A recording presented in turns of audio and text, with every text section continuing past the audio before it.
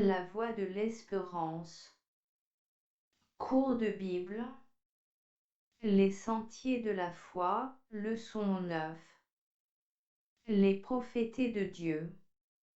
De tous les phénomènes qui ont caractérisé l'histoire de la vie des enfants d'Israël depuis l'appel d'Abraham jusqu'à la venue de Jésus-Christ, le prophétisme est le plus grand. Il constitue même un fait unique dans les annales de l'humanité. L'avenir est à Dieu. Un des plus grands rêves séculaires de l'humanité a été de connaître l'avenir. Les Égyptiens avaient leurs devins, les Assyriens et les Babyloniens leurs astrologues, les Grecs leurs pythies et leurs sibylles, les Romains leurs augures et leurs aruspices. De nos jours, fakirs, voyants, cartomanciennes, chiromanciennes et autres disciples de Nostradamus offrent leurs consultations aux foules crédules, qui jamais ne se lassent d'entendre prédire l'avenir. Pourtant, les prédictions humaines sont illusoires, caduques, inutiles et vaines. Si elles contiennent parfois un élément de vérité, elles le doivent au pouvoir déductif de leur auteur ou à certaines coïncidences et non au pouvoir de l'homme de connaître l'avenir en vertu de possibilités qui lui seraient naturelles. Comme l'a dit le poète, l'avenir est à Dieu. Dieu seul connaît parfaitement l'avenir. Rien ne lui est caché. Les événements à venir lui paraissent comme dans un livre ouvert. Comparant ses propres prédictions à celles des hommes, il dit : « Quelles sont les prédictions que jadis vous avez faites ? Dites-le, pour que nous y prenions garde, et que nous en reconnaissions l'accomplissement, ou bien annoncez-nous l'avenir. Dites ce qui arrivera plus tard, pour que nous sachions si vous êtes des dieux. Voici, vous n'êtes rien, et votre œuvre est le néant. » Ésaïe 41, 23, 24. Qui a prédit ces choses dès le commencement et depuis longtemps les a annoncées? N'est-ce pas moi, l'Éternel? Il n'y a point d'autre Dieu que moi. Ésaïe 45, 21, 44, 7. Je suis Dieu et nul n'est semblable à moi. J'annonce dès le commencement ce qui doit arriver, et longtemps d'avance ce qui n'est pas encore accompli. Je dis, mes arrêts subsisteront, et j'exécuterai toute ma volonté. Ésaïe 46, 9, 10. Question, qui seul connaît parfaitement l'avenir? Dieu a choisi des prophètes. Mais Dieu a confié ses prédictions à ses serviteurs les prophètes qui les ont consignées par écrit et que nous retrouvons, pour la plupart, dans le recueil des Saintes Écritures, dont un des caractères essentiels est précisément d'être prophétique.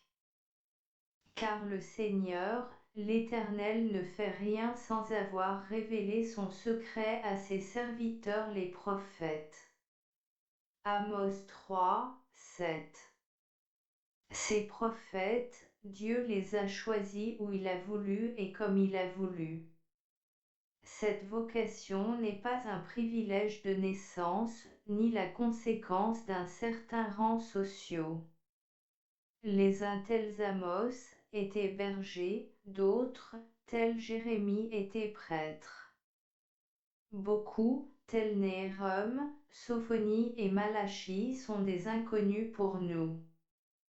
Un jour, Dieu leur a adressé un appel, à Moïse dans le désert de Madian, à Amos au milieu de ses moutons, à Ézéchiel qui se désole au milieu des exilés, cet appel les arrache à leurs occupations, les empoignant au point de les priver de toute tranquillité et après une résistance qui peut durer des jours et, pour certains des semaines, les jette, meurtris mais soumis, dans les bras de Dieu. La vocation une fois acceptée, ces hommes vivent désormais dans un état de communion étroite et constante avec Dieu, obéissant à ses ordres et se laissant totalement diriger par lui. Question: à qui Dieu a-t-il révélé son secret? Inspirés de Dieu. De ce fait, ils sont inspirés de Dieu. Ils sont les porte-paroles du Très-Haut auprès des hommes, laissant retentir tour à tour les menaces et les exhortations, les malédictions et les promesses. David, le roi prophète, a pu dire, et avec lui tous les vrais prophètes de Dieu, l'Esprit de l'Éternel parle par moi, et sa parole est sur ma langue. 2 Samuel 23, 2. En s'adressant à Ésaïe, l'Éternel déclare: Je mets mes paroles dans ta bouche. Ésaïe 51, 16, Jérémie 1, 9. Amoz, il avait dit aussi: Va donc, je serai avec ta bouche, et je t'enseignerai ce que tu auras à dire. Exode 4, 12. Instruments dociles de la volonté divine, les prophètes parlent et agissent sous l'empire d'une puissance souveraine, le Saint-Esprit. L'apôtre Pierre en rend témoignage: Ce n'est pas par une volonté d'homme, écrit-il, qu'une prophétie n'a jamais été apportée, mais c'est poussé par le Saint-Esprit que des hommes ont parlé de la part de Dieu. Deuxième Épître 1, 21. Question: quelle puissance a inspiré les prophètes? Jésus-Christ, le prophète par excellence. Cette inspiration divine devrait se faire sentir d'une manière plus totale encore chez le Christ, que Dieu avait annoncé en ces termes: Je leur susciterai du milieu de leurs frères un prophète comme toi, comme moi, je mettrai mes paroles dans sa bouche, et il leur dira tout ce que je lui commanderai. Deutéronome 18, 18. Jésus-Christ a été le prophète par excellence, le porte-parole de Dieu. Il a été appelé Emmanuel, c'est-à-dire Dieu avec nous, Ésaïe 7, 14. Ces paroles reflétaient à tel point les desseins du Père qu'elle en était la révélation même. Il disait les paroles de Dieu, il parlait selon ce que le Père lui avait enseigné. Jean 3, 34, 8, 28, 1, 18. De plus, il a vécu pleinement ses enseignements. C'est qu'il était lui-même le Verbe, la parole, le divin Logos, s'identifiant à la fois avec Dieu et avec l'homme, les réconciliant sur la croix, faisant descendre Dieu vers l'homme et faisant monter l'homme vers Dieu. La foule, en l'entendant, pouvait avec juste raison s'écrier: Celui-ci est vraiment le prophète. Jean 7, 40.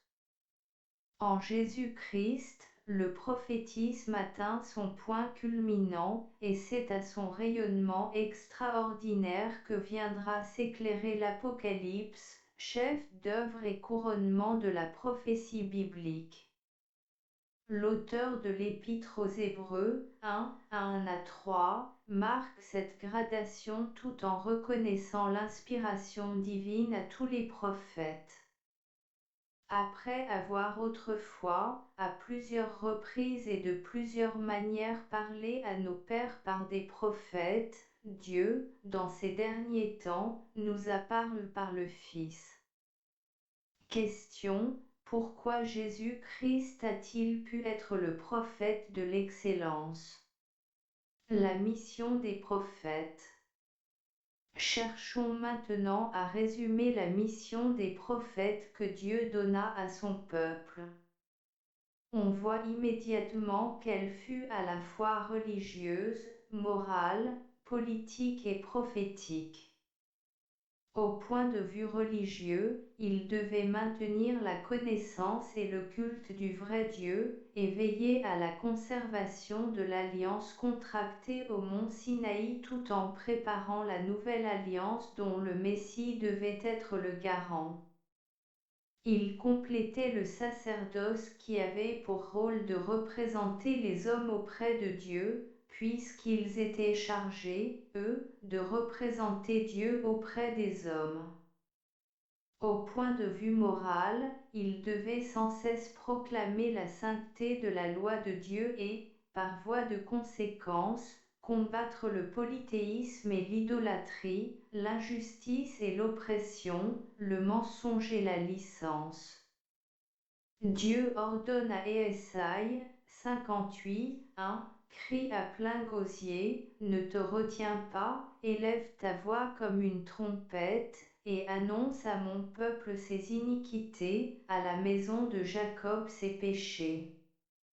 Au point de vue politique, ils étaient les intermédiaires entre Dieu et son peuple pour assurer le fonctionnement normal de la théocratie. Dieu est le seul vrai monarque d'Israël, les rois doivent gouverner en son nom et conformément à sa loi. La prospérité réside dans la confiance en Dieu et non dans les alliances humaines.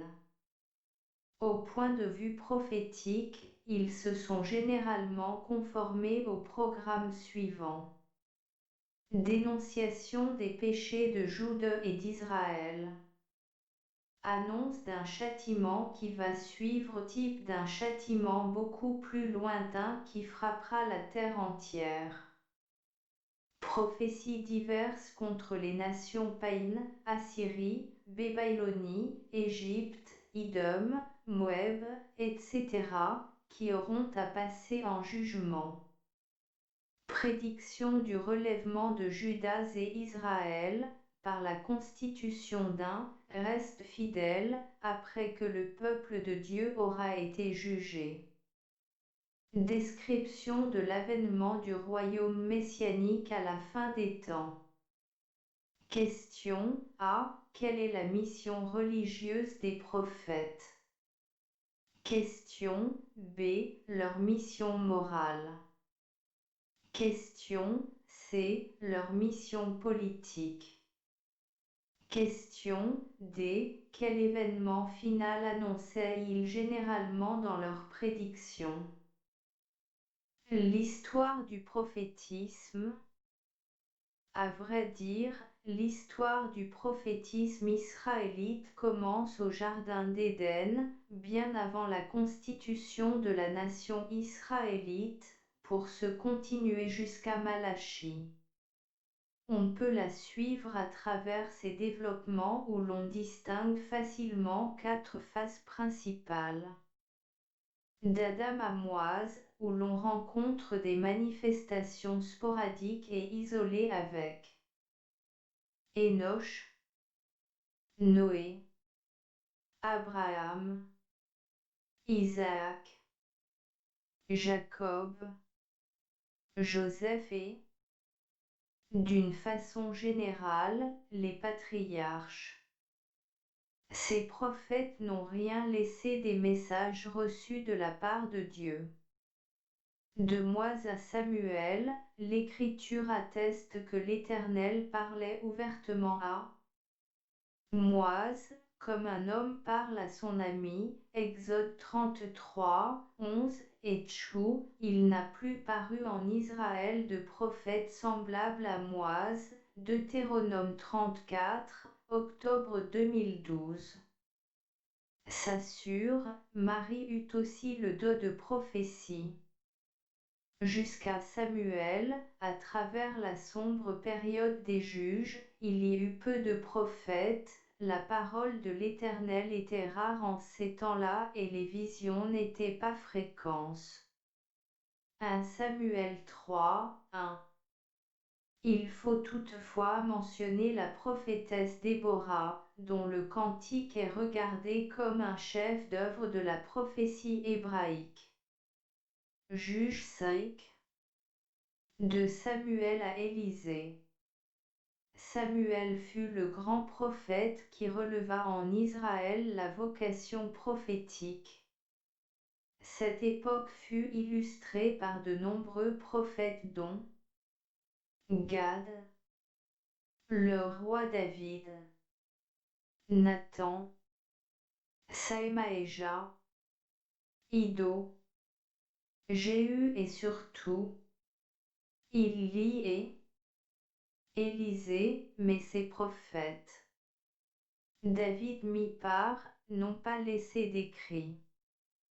D'Élisée à Malachie. C'était la grande époque du prophétisme. On n'y compte pas moins de 16 prophètes écrivains dont les écrits forment précisément les livres prophétiques de l'Ancien Testament. On les divise en grands et petits prophètes, selon l'étendue des écrits qui l'ont laissé. Nous avons ainsi pour les grands Ésaïe, Jérémie, Ézéchiel, Daniel, et pour les petits Osée, Joël, Amos, Abdia, Jonas, Michée, Nérem, Habacuc, Sophonie, Agé, Zacharie et Malachie. Après Malachie commence le long silence prophétique qui dura plus de 4 siècles, jusqu'à Jean-Baptiste, le précurseur de Jésus. Question A. Combien de phases distinctes ont dans l'histoire du prophétisme? Question B. Combien de livres prophétiques l'Ancien Testament compte-t-il? Les prédictions des Saintes Écritures. En réalité, les prophètes hébreux ont presque toujours cherché à donner une exhortation plutôt qu'à faire des prédications. Avant d'être des prophètes, dans le sens que nous donnons aujourd'hui à ce mot, ils ont été des héros choisis par Dieu pour transmettre ses volontés aux hommes, des ambassadeurs, des bergers, des sentinelles, des conseillers, des éducateurs, des réformateurs. Leurs prédictions, au nombre d'environ 1 millier si l'on y ajoute celles du Nouveau Testament. Le Christ, les prophètes, Jean en particulier, se sont pour une grande part déjà réalisés. Il en reste une centaine qui sont en voie d'accomplissement ou qui se réaliseront plus tard. La série la plus remarquable dont nous avons dit quelques mots dans une leçon antérieure est celle qui annonce l'œuvre de la personne du Messie. Il en est beaucoup d'autres qui sont tout aussi merveilleuses et qui nous intéressent au plus haut point, puisqu'elles sont relatives à notre temps. Les 2 prochaines leçons leur seront consacrées.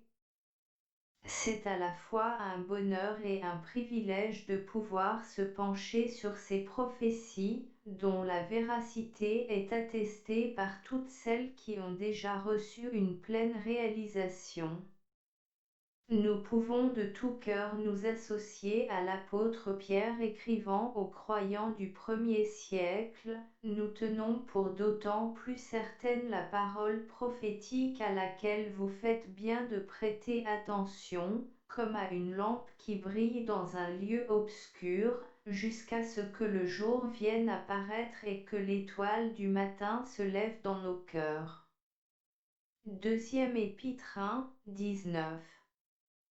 La lampe, c'est la vérité, le lieu obscur, c'est l'avenir. Le livre de l'Apocalypse nous aide à mieux comprendre la fin de cette déclaration de l'apôtre Pierre, « Moi, Jésus, je suis l'étoile du matin ». Apocalypse 22, 16. Ainsi, la parole prophétique dispose notre cœur à recevoir Jésus-Christ et nous aide à nous préparer pour son retour. Question A. Quel est le nombre approximatif des prophéties bibliques? Question B. Pourquoi est-il important de prêter attention à la prophétie biblique?